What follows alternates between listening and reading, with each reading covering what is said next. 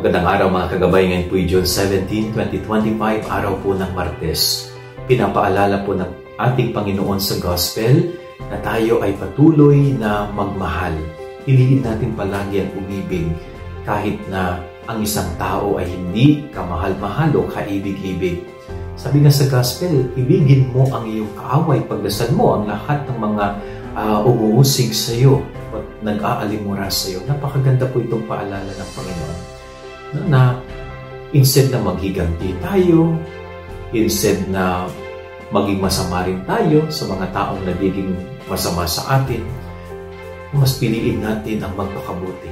Mas piliin natin ang magdasal. Ang pagdasal sila.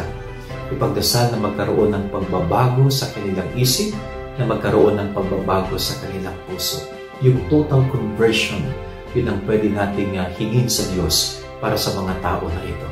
Yan ang ating gabay aral ng maghapon. God bless po sa inyo lahat. Pagpalain kayo ng Panginoon.